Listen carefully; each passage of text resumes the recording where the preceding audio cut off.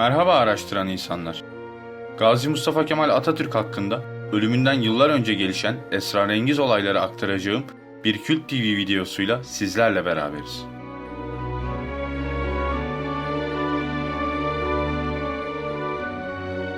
Kurtuluş Savaşı'nın mağlupları arasında İngilizlerin saflarında mücadele veren Hintli bir mihracede vardı. İmkansızlıklara, yokluklara rağmen özgürlüğe giden yoldaki başarının sırrını o da merak ediyordu. Henüz birkaç yıl evvel işgal için geldikleri İstanbul'a şimdi bu sırrı öğrenmek ve Muzaffer Komutan'ı yakından tanımak için Mustafa Kemal Paşa'yı ziyarete gelen yabancı heyete dahil olmuştu. Ankara her ne kadar başkent olsa da Atatürk ziyaretçilerin ve devlet adamlarının büyük bir kısmını İstanbul'da kabul ediyordu. Gazi bir zamanlar işgal kuvvetlerinin karargahı olan Tepebaşı'ndaki Pera Palace Oteli'nde 101 numaralı odaya yerleşmiş ve kapılarını tüm ziyaretçilere açmıştı. Yıl 1929'du. Atatürk pencereden yoldan geçen insanları izlerken derin düşüncelere dalmıştı. Derken kapı çalındı ve yaveri içeri girerek "Paşam, Hintli bir mihrace sizi ziyaret etmek istiyor," dedi.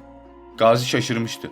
O dönemlerde İngiltere'nin sömürgesi olan Hindistan ile şimdiye kadar kısıtlı diplomatik ilişkiler dışında gayri resmi hiçbir ziyaretçisi olmamıştı genç cumhuriyetin.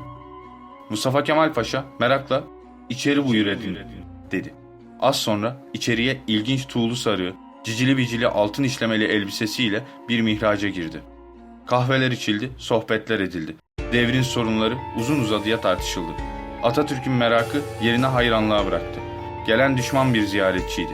Kurtuluş Savaşı'nın mağlup İngiliz orduları üyesi Mihrace, galip başkomutanı ziyaret ediyordu. Mihrace de gelmeden önce paşanın savaşlardan dolayı onlara düşmanlık beslediği kanısını taşıyordu. Ancak edilen sohbetlerin ardından Mustafa Kemal Paşa'nın barışa ve insanlığa olan inancının farkına vardı. Bir süre sonra söz Hindistan'ın kültürü ve sosyolojik yapısına, oradan da ezoterik öğretileri ve kadim tarihine geldi.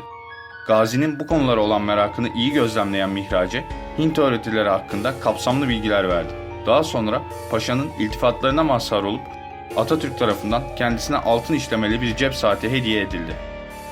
Atatürk'ten çok etkilenen ve hayranlık besleyen Mihrace, bu ziyaretin ardından önce İngiltere'ye, oradan da vatanı olan Hindistan'a gitti. Ülkesine döndükten sonra Atatürk'e yaptığı jest karşısında özel bir hediye vermek için araştırmalara başladı. Birçok seçeneğin arasında dönemin Hindistan resmi devlet kâhinine Atatürk'e özel bir hediye hazırlaması emri verildi. Kâhin aynı zamanda bir panditti. Hindistan'da Vedik astrologlara pandit deniliyordu. Bu ehil kişi paşanın Vedik astrolojisi yani Batı astrolojisinden farklı olarak Hint astrolojisine göre haritasını çıkartarak önemli olayları bir nesneye işlemeye uygun gördü.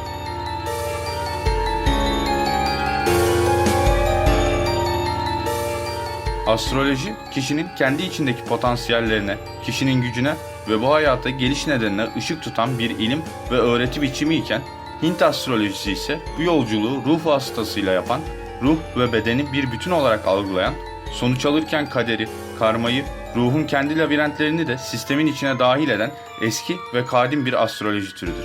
Hint astrolojisi kendi başına bir sistem. Özel matematiksel hesaplar, farklı bir astronomik detay kullanır ve Batı astrolojisi olarak bilinen modern astrolojinin bir kolu veya türevi değil, farklı ama özgün bir astroloji sistemidir. Batı astrolojisi ile teknik kullanımları ve yorumlama biçimleri farklıdır. Bu öğretinin esaslarına göre Atatürk için özel olarak hazırlanan halı şeklinde bir seccade aynı sene içerisinde İstanbul'a gönderilir ve bir heyet ile Atatürk'e takdim edilir. Gazi bu hediyeyi korumasına vererek müsait bir yerde sergilemesini emreder. Seccade, Pera Palace Oteli'nde bulunan Atatürk'ün kaldığı 101 numaralı odanın duvarına asılır. Halı büyüklüğündeki seccadenin kenarlarında fil şekilleri vardır. Ama orta yerde gül yaprağının dalları uzanıyor. Tam namaz kılarken alnın secdeye uzandığı yerde yuvarlak bir daire içinde bir saat şekli olduğu belli olan akrep ve yelkovan görüntüsü yer almakta. Latin rakamları ile yapılan saat 9'u 7 geçeyi gösteriyor. Üstelik de akrep ve yelkovanın bağlantı göbeğinden de 11 adet çubuk çıkıyordu. Bahsi geçen 11 çubuk Kasım ayını göstermektedir. Çünkü Kasım ayı 11. aydır. Ayrıca pandit yine saatin kenarlarını 10 adet kasım çiçeğiyle süslemiştir. Saatin de 9'u 7 geçeyi göstermesi Atatürk'ün gerçek ölüm anını gösterdiği konuyu araştıran kişilerce ileri sürülüyor. Her ne kadar Atatürk 10 Kasım 1938 tarihinde 9'u 5 geçe ölmüş ise de bu onun kalbinin ve nabzının durmasıdır. gerçekte 1 veya 2 dakika sonra beyin ölümü gerçekleşir. Perapalos Oteli 101 numaralı odadaki halı büyüklüğünde ama namaz kılmak için seccade özelliği taşıyan eşya, Atatürk'ün ölüm anını şaşırtıcı şekilde gösteriyordu. Hediye edildiği sırada hiç kimse bahsi geçen seccadenin sırrına vakıf olamadı. Genç Cumhuriyeti reformlarla kasıp kavuran Atatürk'e aynı günlerde verilen bu ölüm anını gösteren seccade, bir insanın kaderinin nasıl sonuçlanacağı hakkında ibret dolu bilgiler sunuyordu. Gazi'nin vefatından bir süre sonra daha önce halıyı görmüş bazı milletvekilleri durumdan şüphelenerek Hintlilerin Çanakkale'de aldıkları mağlubiyetleri azmedemeyerek suikast düzenlediği üzerine tezler ortaya atmış, bunun üzerine dönemin Adalet Bakanlığı seccade hakkında gizli bir soruşturma yürütmüştür.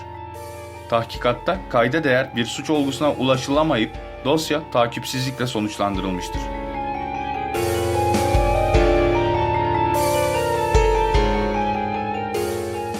Tüm soru, görüş ve önerileriniz için bana Instagram hesabımdan ulaşabilirsiniz.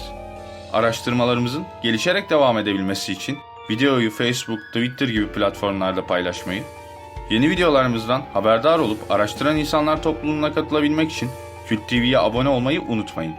Gelecek videoda görüşünceye kadar hoşça kalın araştıran insanlar.